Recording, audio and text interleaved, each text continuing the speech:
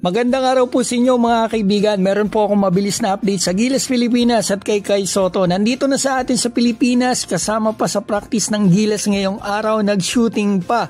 At pag-uusapan din natin yung makakalaban ng Gilas na Guam at the same time sila Benny Boatwright. Simulan po natin dito mga kaibigan. Di ba kahapon po nagsimula na ang Gilas Pilipinas sa practice? Kasi nga po mga kaibigan, mahigit isang linggo na lang po ay lalaban na sila dito sa FIBA World Cup Qualifiers kung saan makakalaban natin ang Guam.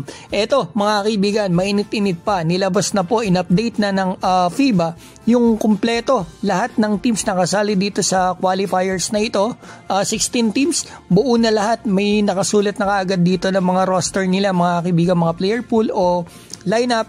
Yan, makikita natin para may idea naman po tayo. Yan, screenshot nyo na lang para mabasa nyo mabuti or i-post nyo po. Kasi ayoko naman pong maubos ang oras nyo dito kasi napakahaba. So ito mga kaibigan, ito, pagtuunan natin to ng pansin. Ilan yung sa nakita ko rito, 4 ata o 5 rito yung Phil-Am o may dugong Pinoy sa Guam mga kaibigan base doon sa mga nabasa ko. Isa na dyan si Jericho Cruz. So mga kaibigan, napakarami nilang players. So marami silang option, hindi natin pwedeng i-underestimate ito at the same time naman natin na bilog ang bola pagdating sa basketball. Doon po sa kanila laban.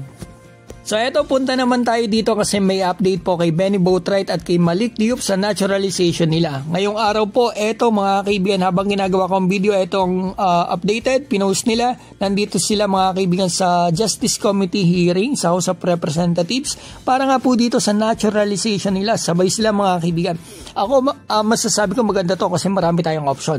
Ang concern ko lang, bakit ganon? Kasi 2018 dumating si Malik Diop sa atin dito sa Pilipinas, naglaro pa sa CEU. Hindi ko alam kung bakit ganon. Kasi expected ko po talaga sa 2028 pwede na itong mag-apply ng local dito sa FIBA mga kaibigan. Kasi dito siya nag-aral at nag-pro sa Valientes. So 2 years mahigit na lang, pero bakit siya nag-apply ng naturalization? Hindi ako eksperto pero siguro baka ito ay makakatulong din, points din para siya ay mabigyan ng approval pag nag-apply siya ng residency after 3 years more. So eto na mga kaibigan, silipin po natin ang day 2 practice ng ating Gilas Pilipinas kung sino mga andito ngayon. At eto mga kaibigan, makikita natin sa dulo nandiyan pa rin yung mga bago natin. Yan si Juan Gomez at eto si QMB, parang pareho ng hairstyle ni Kai Sotto, pares nakapuyod mga kaibigan. Tingnan nyo ang pagbabalik, nagbalik ng Pilipinas ang pambato natin, umattend ng ensayo, eto nagsushooting siya. At ito kasama niyo si Coach Mel. Shoutout po sa inyo Coach Mel Lantin and F21.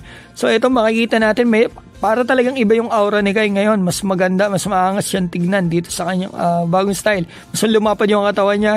At ito yung buhok niya. Mas bagay, mas gusto ko yung ano yun eh.